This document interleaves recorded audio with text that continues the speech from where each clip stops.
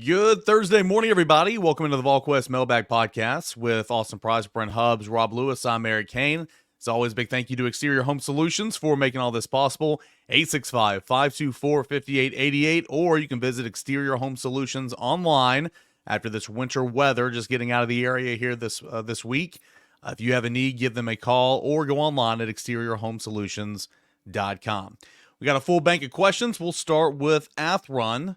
And he wants to start off with a GMAC question. What recruit does George MacIntyre, his commitment, help with the most, Austin? I'm going to go David Sanders. You could say one of the, as far as like non-in-state kids, because I think George has a great relationship with all the in-state kids, so I think that already gives Tennessee a leg up. But the non-in-state kids, I would go David Sanders. I think those two, jive pretty well. They're similar personalities, and Clemson, Georgia will be right there in the mix for David Sanders. But I think having George MacIntyre involved helps Tennessee immensely for David Sanders. Rob Lewis, as of today, January the 25th, is this basketball team a 1 seed in the SEC tournament and or the NCAA tournament? Man, I think they're not the 1 seed in the SEC. Did you say SEC, Eric? SEC and or no. NCAA. Auburn's the 1 seed in the SEC tournament. They're undefeated. That was easy. NCAA. You're splitting hairs. Tennessee's ranked 4th. I would think that they're a 1 seed, but man, you're splitting hairs here on January 24th, 25th when this thing's released. What is the poll this week? Kansas fell out. North Carolina's 3rd, Purdue's 2nd, or Purdue's 1st. I could easily see Tennessee being a 1 seed, but that's going to go back and forth all year long. In my mind, as long as Tennessee stays where they're at, they could fall off the map and it won't go on. But I just, UConn right now would be there, Purdue would be there, North Carolina, then Houston or Tennessee would probably be who you're talking about for 5th. I would say yes as of today, but man, that thing could change all every night. Would I think Tennessee, Auburn, Kentucky right now are 5, 6, and 8 in the poll. I'm not sure what they are in Ken Palm or the net, but yeah, I would say they're right there in the discussion and will stay there as long as they're playing like this. Brent Hubbs, what is the biggest position of need for the class of 2025? For me, it's the line of scrimmage. I think when you look at the loss of the interior defensive lineman. Now, I think getting, Jackson Moy was big because that gives you another body there, a good body there. You got Hobbs. We'll see where, some other guys develop, a Jason Jenkins. Where's Weathersby going to play ultimately? What happens with a guy like Nathan Robinson? But to me, I think you got questions in the line of scrimmage. On both sides going into the 25 going into the next season, which would be a factor in the class of 25. How big the offensive line stuff is, I think it depends on where you think you are with this group that just came in and what's their development and what's the development of Aiden Bussel's class. But for me, I always go lean towards linemen, and for me, it's the interior defensive lineman. We'll move on next to Fravel, and he wants to know how active will Tennessee be in the spring portal and at what positions, Austin? I feel like a lot of those answers will be a lot of that will be decided after spring practice, who may leave your roster, and just depending on what your need is after you get 15 practices in. Agreed. You hit the nail on the head, Eric. At this point in time, I think Tennessee's very comfortable with their roster going into spring. I think that they'll see who could potentially leave or what holes they may need to fill. You never know what's going to happen with a potential injury that pops up where you go, okay, that kid's going to be out for 8 months. I'm going to need another blank, linebacker, running back, whatever, right? And so you hope none of that happens, and you don't have to worry about anything. But it's definitely something where you have to at least be mindful of it. But I think you're not going to know any of that until after spring. I think the spring portal is going to be a little bit fascinating if there's a move at Michigan. If Harbaugh does go to the NFL, those guys will have the 30-day window to go in the portal, but they can't land anywhere realistically because spring semesters are starting. So is there a temptation by coaches around the country to say, hey, I'm going to take a best available guy. Like this guy's too good. I don't have a great need there, but this guy's too talented of a player for me to pass up on. Does that change a little bit of the portal, or is it more just solely about need and only need in the springtime? My guess it's the latter, but it's an interesting thing. Do you think, not to get deviated too far off, do you think that the rule changes for the window when coaches leave from 30? 30 is too long, right? Like, I think Alabama's movement's done. What are we, 10 days past, or 10, 12 days past Nick retiring? I think 2 weeks at max needs to be the window. Wouldn't you agree? I just don't see them having much movement. And honestly, it behooves you to either fire your coach in November and have a replacement in place by the time that the kids can go into the portal in December, or have what Michigan's about to have potentially in a late exit where, as you said, kids are kind of stuck and we'll have a chance to meet the new coach all the way through spring practice. Now, here's the thing. Remember this. You can go into that portal when the coach leaves, not when the coach is hired. So what if it takes 3 weeks to hire a coach?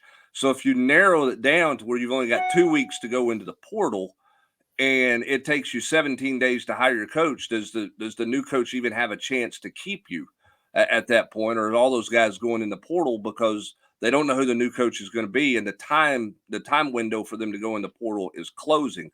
I think it's 30 days because you don't know how fast you're going to hire a replacement.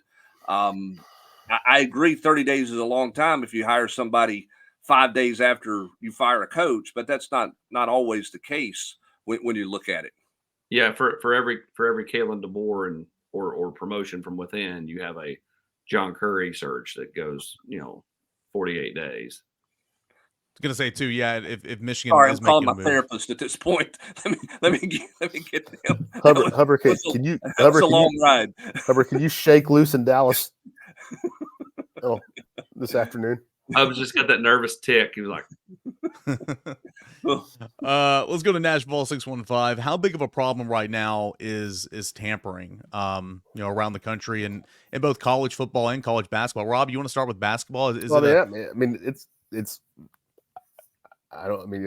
a problem or is it just a fact of life? I don't know that you're gonna if everybody does it, is it a problem? It happens. I don't know that if you're pointing fingers and you're not doing it, then you're behind. And I don't know that you can control it, Austin. Not unless you're having people turn their cell phones in when they leave work, every night. You're not controlling it. It's like when your kids get home and you put it in the basket. That's exactly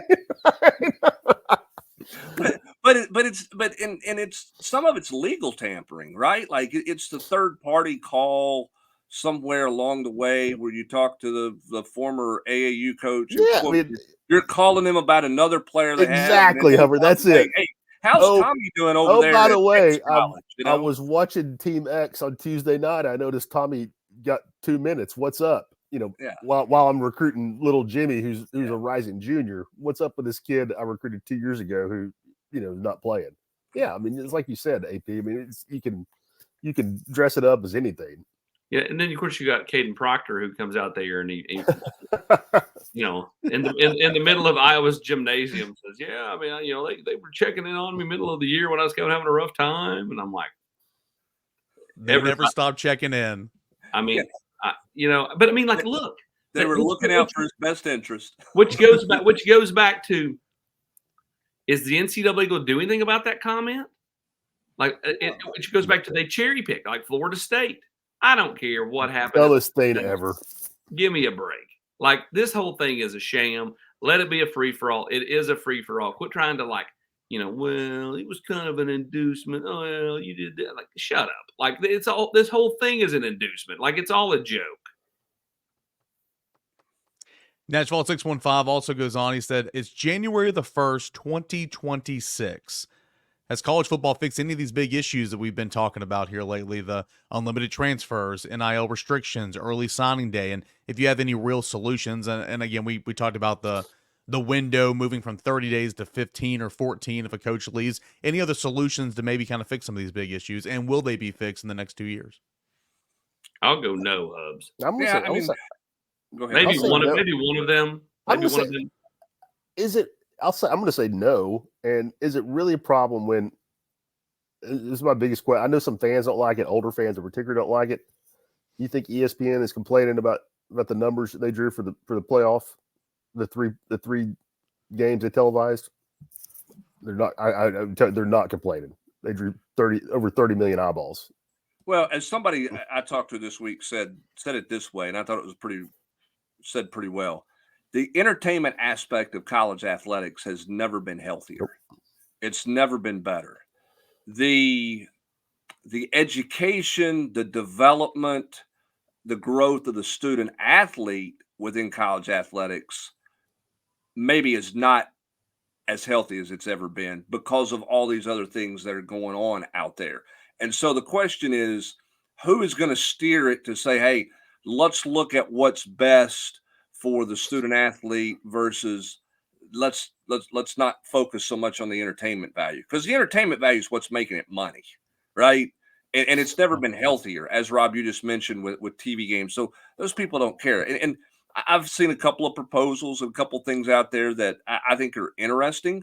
You know, one thought out there from some coaches has been eliminate the winter transfer portal window and just say, hey, you can't go to the summertime, you know, and focus on recruiting kids in December and January. Well, I mean, okay, that's fine, but how much is that hurting the student athlete's development at a new school? You know, and what is the point of that? Is that gonna hold up? It's like I still can't believe the SEC's got this rule in that if you don't go in the winter window, you can't go to another SEC school in the spring window.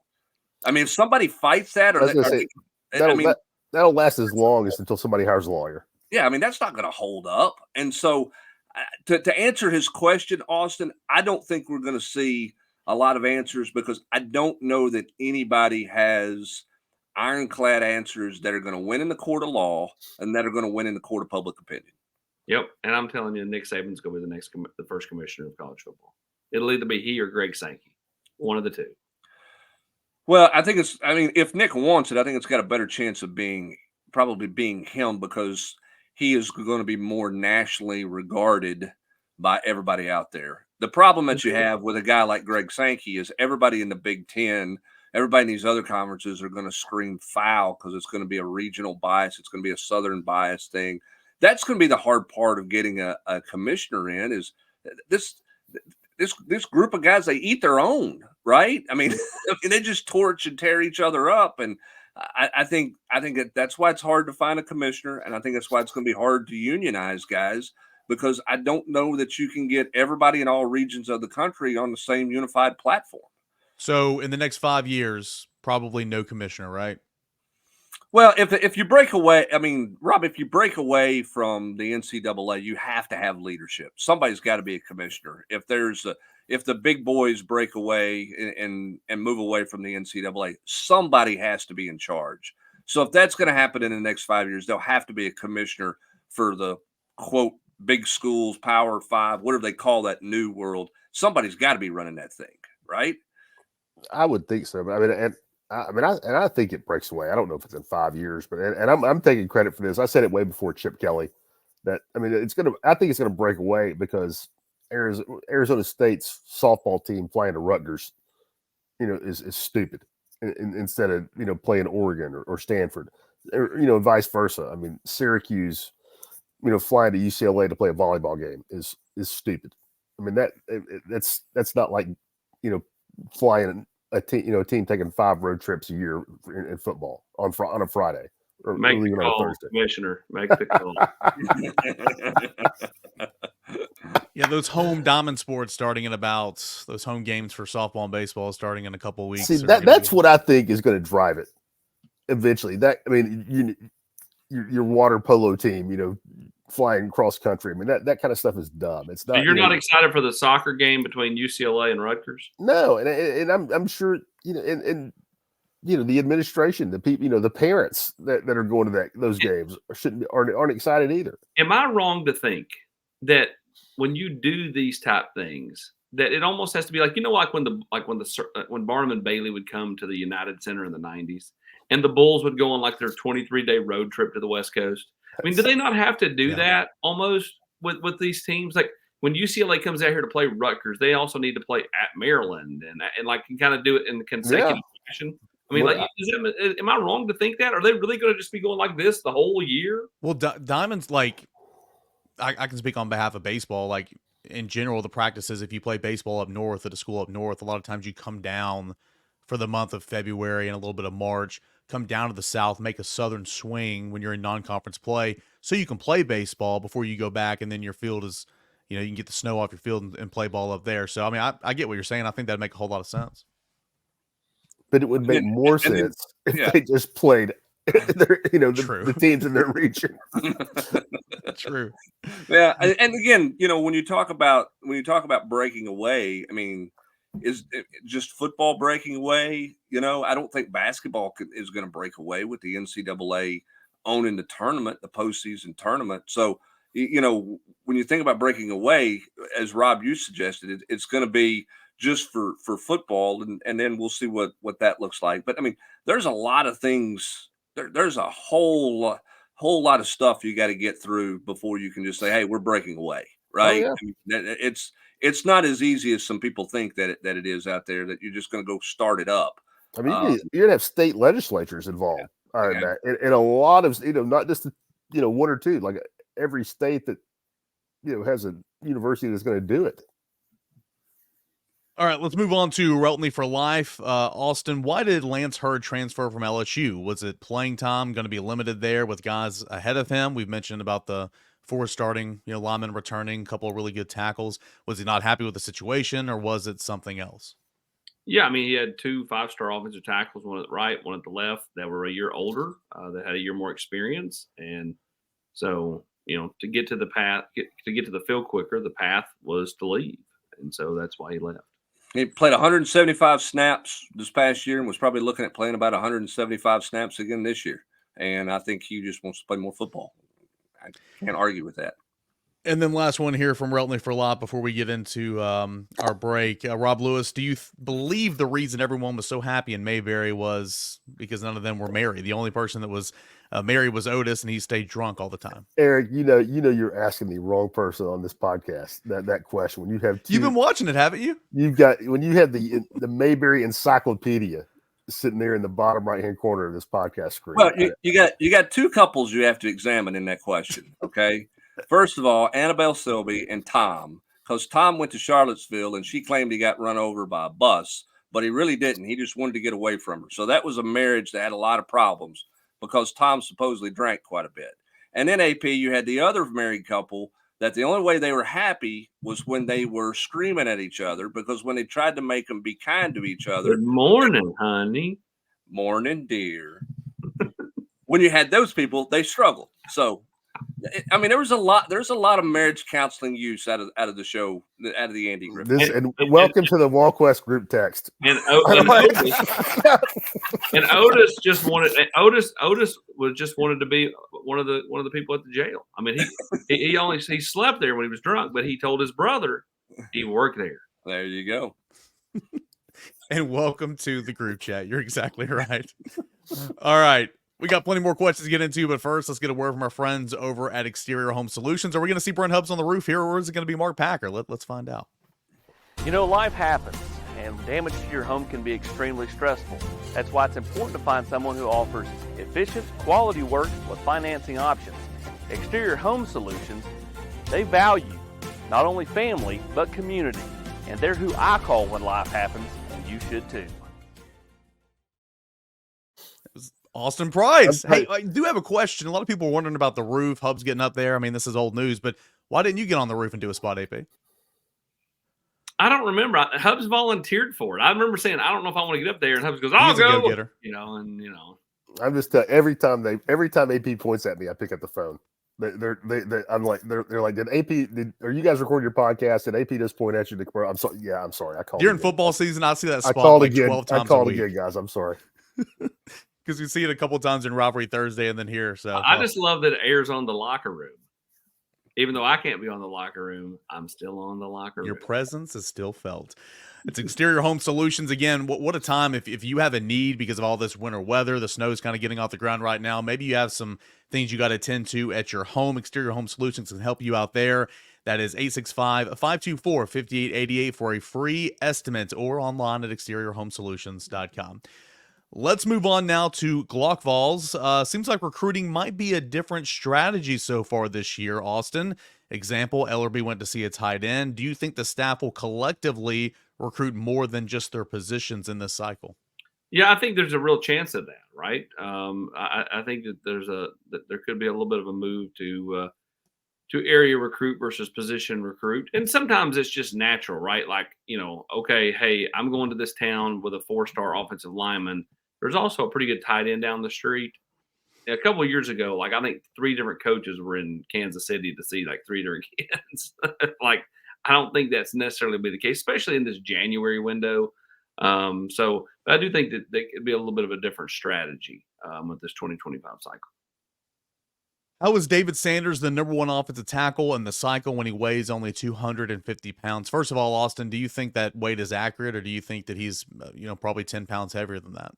No, he's bigger than that. Yeah. And if you've seen him, I mean, he is your prototypical long tackle body. Like, quit worrying about, quit trying to self-evaluate this kid, right? Like, I mean, everybody's got this kid pegged as the top tackle, if not one of the top 2 in the country. I mean, the kid is he's big, man. And when he came to Tennessee this past year, you can see why everybody's gonna want him. And trust me, you want a kid like that. You want a kid that's 260, and when they put 30 or 40 pounds on him, he doesn't look big, Hubs. Like, he can still move. He's still athletic. He's physical. He's exactly what all teams want. They don't want a big sloppy body. Well, not at 16 or 17 years of age, you don't. I mean, he's still young. I mean, he's got another year of high school football. I mean, he's only going to grow. It's not like you're trying to sign him now and bring him here in August and put him in the lineup. I mean, I mean, he's got time to put on the right kind of weight, good weight, and I think his frame looks like it's going to have no trouble filling out. But I mean, you got to remember, they're still kids. I mean, that's just the reality of it. He moves, he bends, he does all the things that you want. He's got the length, and you look at him and you're not afraid that he's going to be stuck at some light weight. There's nothing to suggest that he's not going to be able to put on weight and be heavy enough and be big enough to do that. And here's the other thing. I'm going to assume here that he said he threw out the weight based off of the profile at On3 or 24/7 or Rivals or whatever he's looking at. Those things can be wrong. Like, there are plenty of times where the kid's weight or height doesn't get updated, and the receiver may say he's 6'1" and he's now 6'3", or the offensive lineman may say he's 250 and he's already 280, right? Like those things aren't always just readily updated, because they're not going to update them until they have verified weights and heights. They're not just going to go, oh, the kid said he was 260 because the kid needs it, it makes him look better. Like, they want verified stuff. So don't get all caught up in the heights and weights that you see on a profile page, because he admitted he's not watched his film. Was Marcus Tatum the one that was like 280 that played a ton? No, Marcus Tatum showed up here about 235. Same thing as but you're right. One. He eventually Pick got one. there. He eventually got to 300. Pick one for the Butch era. But Nathan Niehaus, Marcus Tatum, 2 kids that Butch thought he was going to turn into Eric Fisher 2.0 and go from 240 to 300. And not everybody's made that way. Yeah. Last one here from Glock Vols. Where do you think we see the biggest effect from George MacIntyre, on the offensive line or at wide receiver? I assume he means recruiting. Yeah, recruiting. I mean, I would still lean total impact is going to be receiver, Hubs, more so than offensive line. But I do think he can have an impact in both. Yeah, well, I mean, listen, Tennessee's already entrenched in recruiting some high quality, highly rated, high profile offensive linemen, right? You got the Gadsden kid, you got David Sanders. Those are all in the footprint in an area where George is going to be able to help recruit. And Petty. George understands, hey, I need help up front too, right? Like, I mean, he's going to work David Sanders because he wants David Sanders as much as he wants a wide receiver, because he knows you got to have protection. He knows that more than anybody, given what happened to him last year in high school football. So I think that he's going to work those guys. He's going to work offensive linemen just as hard as he's going to work wide receivers. And Tennessee's already been involved and some really high profile guys. So you hope that helps. Let's move on here to Nick D. What are some things necessary for this basketball team to still be playing in April, Rob? Helton Connect. He needs to still be, It's an easy answer, right? He needs to sashay out there with a flamethrower every night and just start spraying it. Is the biggest thing. I mean, I don't mean to oversimplify it, but I mean, seriously, DK needs to be scoring 25 plus a night. If they're going to be, I mean, you're talking about April, you're talking about playing in the Final Four.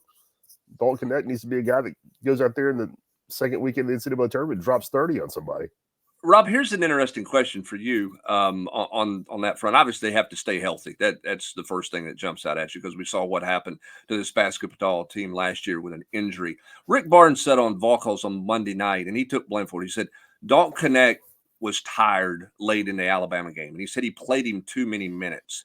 What do you think the challenge is for Rick Barnes and this staff to manage the next couple of months so that this team is not, quote, out of gas, dead-legged, if you will, when you get to tournament play? And how real of a challenge is that?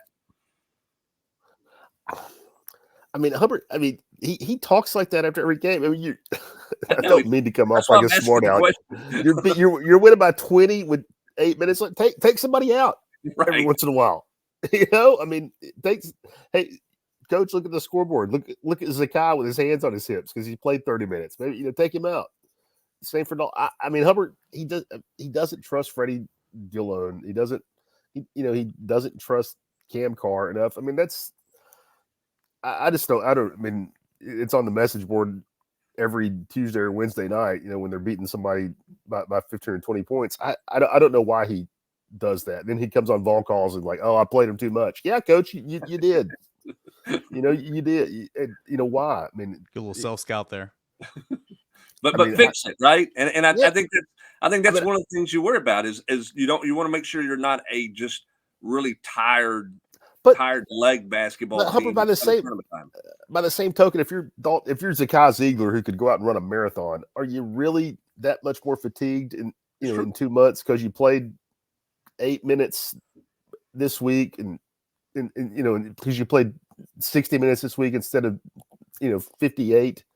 I don't know, man. I mean, I think the guy needs to play more, guys. I mean, in those circumstances, I'm not saying you need to have a 10-man rotation in the first half when it's when it's a bloodbath. But when you're up 20 with under 10 minutes to go in the second half, yeah, I mean, empty the bitch a little more, coach. All right, let's go to Sam Smith, 22-33. Tobe played 5 minutes Saturday against Alabama, played only 7 minutes the previous Saturday at Georgia. Is he in Rick's doghouse, or is this strictly about matchups, Rob? I think it's just matchups. I mean, if there's a guy who's not in Rick's doghouse for the most part, it's Tobe. I mean, the only thing coach ever gets upset with Tobe about, in my experience, is fouls. It's never effort. It's maybe turnovers here and there, but it's not doghouse. It's matchups. I mean, Tobe is going to be the guy that probably gets the short end of the stick when it comes to minutes as it regards to matchups. I mean, he's going to play. You're never going to play him over Adu. I mean, he's not that much of a. They're not that different. I mean, it's not like Tobe's that much more agile or, can guard different guys because he's a few inches shorter. So it's just, I'm rambling. It's just matchups. It's not Tobe. Another one here from Sam Smith. With FSU getting punished for NIL violations, Florida under investigations, do we see schools and collectives getting more cautious? No, I think you're going to see somebody sue the NCAA. Like, at the end of the day, the NCAA has how many wins they got in the courts in the last 5-6 years? Not many, if at all. So I would expect somebody to go hard after the NCAA. The NCAA, if they want to continue to survive, they need to probably get up, regroup, get a plan, and come back and quit trying to be stupid. Like I said, I mean, like, it's a free for all. You see it more and more. Ohio State's collective announces Caleb Downs. How did they announce him? How was he a part of the thing? He literally just committed. Like that means there was some kind of talk about NIL before he announced anything, before he arrived. That's an inducement. Same thing with the Iowa thing we talked about earlier. And again, I got no problem with any of it. No problem with any of it. But let's call it what it is. Quit trying to go after some of these schools, Florida State or whoever. Devol69 says the SEC has to agree on a scheduling model this summer, right? Or can Greg Sankey keep kicking this can down the road somehow? Nick Saban seemed to be a strong opinion that the room around the coaches not wanting it to be the 3-6 model because he would have to draw, or Alabama would have to draw UT, Auburn, and LSU. I do remember it was in some interview, maybe on the Pat McAfee show somewhere, where Nick Saban kind of nonchalantly said 1-7 in the future. That was earlier back in the fall. But there's been nothing official after the 2024 season. Brent, when do we think that we're going to know the permanent format for the Southeastern Conference? Oh, I don't know that you're going to know a permanent. I mean, I think that the question is going to be out there. You know, are you going to go 9? Or are you going to stay 8? You know, what are you going to look like there? And I think coaches are interested in staying where they're at 8. You know, and that being 1-7 or whatever it is, as opposed to going to 9 games. I think to go to 9 games, somebody's going to have to throw some dollar figures out in front of them, and it'd be a big difference in the TV deal. I don't think that's going to be the case, and so I think the coaches are going to tell their ads and presidents to stay at 8. I think there are more coaches in favor of 8 than there are in favor of 9 in the conference games right now, and I think it's going to be fascinating to see what happens in basketball too. Are they going to go to 20 games? They're going to stay at 18. What are they going to do with the conference schedule in basketball? It's not just football that this debate's going to be out there about. Well, when they took that straw poll a year or two ago, Hubbard, there was only 3 of the 14 or whatever that were, wanted 8. Everybody else was kosher with going to 9. And now I think as they've gotten further down the road, I think you're right. I think they've all started to pivot back to let's just stay where we're at. There's no reason to. Yeah, because a lot of those coaches looked at what the 9 was going to look like. Hell, I'm not interested in this. I thought we were getting Zandy. Yeah, we can still get in the playoff with 8. So why do we want to beat ourselves up? If we don't need to do that. So yeah, I think coaches are definitely more in favor of 8 than they were a couple of years ago, for sure. Baseball's staying at 30 conference games, in case anybody's wondering. Cades Koval. Was the idea of moving Shadavion Bradley to tight end your own based on something the staff had mentioned? I guess directing this to Volquest. Where's Bradley going to be in spring practice, AP? He'll be back at Leo, but he worked at tight end some in bowl practice. And no, it was not my own idea. Just based on what you heard, is just not a good fit. Not didn't look like there was a future there at tight end when going through drills and that type of stuff for him. Yeah, there you go. And then, given Tennessee's depth at weak side defensive end, do you see anyone bulking up and moving to the strong side? I think he means any Leos moving over to the other side. Brent, there's not a Leo on roster right now that's going to move over and play defensive end. Am I wrong there? Well, and remember this too. Everybody's like, get these 2 pass. When they go to their Rabbits pass rush package, they put 2 Leos on the field. Out there at the edges. So, but there's no Tyler Barron who started as a Leo and then moved over. I'll tell you who your strong side defensive end is going to be. It's going to be Tyree Weathersby, and likely he would have been pushing Tyler Barron a year ago had he not had the hip deal. So as long as he comes back to what he was progressing to be, then that'll be who your strong side defensive end is, along with Tyree West. Yeah, but the point being, Joshua Joseph's not going to be big enough to be a strong side end. You're not moving James Pierce over there. Herring's not going to be there. They don't have a body type to move over there like you were talking about with Tyler Barron, who put on the weight and I guess at times reluctantly flipped to the strong side, but ended up playing over on the strong side when he was bigger. And again, when they go to that Rabbits package, they go slide whoever the strong side guy is down inside, whether that's Weathersby, West, whoever, and then a second Leo's going on the field. Yeah, your pass rushing package is going to be James Pierce and another Leo, West, Weathersby, whoever, and then maybe a defensive tackle stays out there, but they get speed out there on the they'll keep on more on the line out there. Let's go to Mike. Is the staff recruiting in-state safety Jalen Mosley? Yes. Jalen got injured at the tail end of the year, and so he's in rehab right now. But yes, they're recruiting him. See, Breezy says, I realize team captains those roles don't mean much as they used to, but who are the early projected team captains for next season? I'm sure Mays, Brew, Big O are for sure captains, but who else? Nico, Sampson, Peely. Brent, correct me if I'm wrong here. They do game captains every single week, so the captains kind of change, but there's not anybody that wears that C on their jersey all year long like you see in the NFL. But you do have leaders on both sides of the football. So I think that's more of the question that he may be asking here. Well, those guys he just mentioned are all on the leadership council. Yeah. Or Nico will be on the leadership council. I don't think he was there last year, but I mean, Sampson was as a young player. Peely was on it, hadn't even suited up for Tennessee when he was there. So I think this team's got leadership on the defensive front, at the linebacker level. I think on the offensive side of the ball, they've got Brew McCoy at receiver. You got a running back leader in Sampson. You got a quarterback. You got Cooper Mays. I think the one question you got that you wonder about is who's going to carry the voice in the secondary. Yep. In the secondary room. Who's going to be the alpha in that room? Now, when you get all 11 guys out there, you're going to have alphas. But I'm talking about with just that secondary group, kind of who's going to be the alpha male in that room and be the leader for that group. I think that's a question mark. The other positions you can look at and say, hey, you know what? They got some leaders there. Tight end, not necessarily, but the rest of them, I think you can certainly make a case that you have a pretty good idea who the leaders are in those position groups. Yeah, I mean, I don't know his personality inside the locker room or on the practice field or anything, but like you look at that secondary right now, and you just immediately kind of would be drawn to a guy like Andre Turrentine coming on his 3rd year in the program, his 4th year in college, a veteran guy. Jordan Thomas going on his 3rd year in the program, but both those guys kind of just have their toes wet. I mean, they played a little bit this year, but they're not the Jalen McCullers, the Trayvon Flowers, those guys that were back there forever. So yeah, that's a really, really good thing to track and kind of see who is that voice in the secondary for this team. Let's move on. Let's go to do a couple more here. Doolittle Vol, what is your favorite or best Todd Helton story? Brent, you wrote about this a couple days ago. AP, Rob, do you guys have any Todd Helton stories you want to share? I do not. Go ahead, Albert.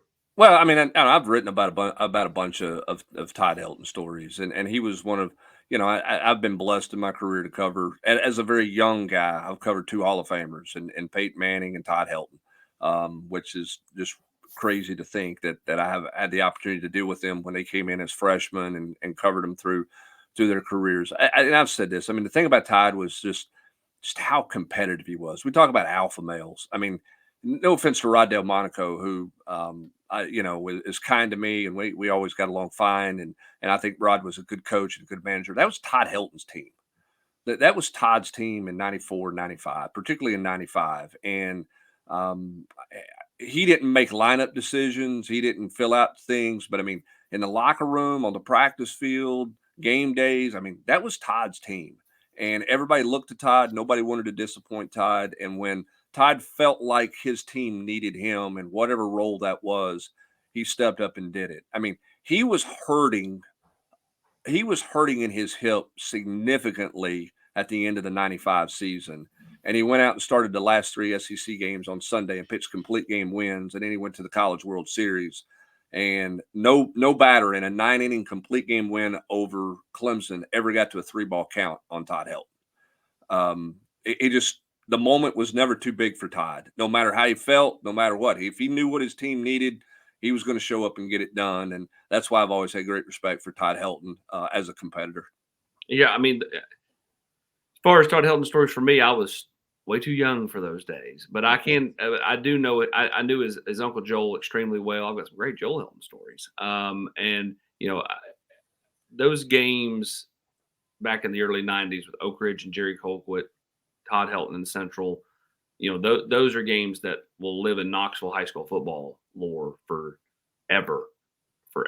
And so like that was just a golden era of Knoxville high school football as far as teams and individual talent. And, the Heltons are just so synonymous over there at Central, not just him, but Zach. I mean, they're a big part of Knoxville.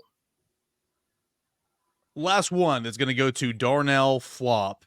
Wants to know if you had to select 3 current Vols to get picked in the first round of the NFL draft next year, who would that be? First off, I don't think there's going to be 3 first-round picks for Tennessee. That's asking a lot, but throw out some names out there. The first name, I believe, Rob, would be James Pierce would be the first one that comes to mind. And then what? I mean, is there one?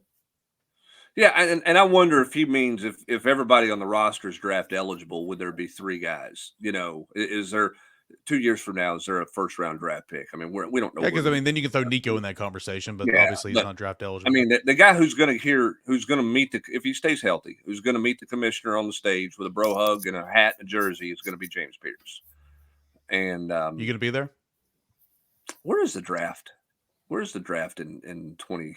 5, who knows? 5. I don't know. I think it's in Detroit or We're Cleveland. going to send Rob Lewis to Vegas if it's I there. know we're gonna have to check and see if the grass is in first in April, wherever it's at, aren't we, AP? See if the Bermuda's in. We're in the last week. Are the leaves on the trees? They're not. All right, so James Pierce, and then see about some of these other younger guys. But as far as the question was written for next year, I mean, I don't think there's anybody else other than a James Pierce you could talk about right now, at least. All right, big thank you to everybody joining us and sending us in questions. There were a lot of questions, weren't able to get to them all, so I do apologize for that. But thanks for sending them in anyway. We'll do it again next week. Big thanks to our friends Exterior Home Solutions for making all this possible. Local, trusted since 1999. Give them a call today for a free estimate, 865-524-5888, or visit them online at exteriorhomesolutions.com. For Austin Price, Brett Hubbs, Rob Lewis, I'm Eric Kane. Thanks so much for being here and listening to us here on the Volquest Podcast.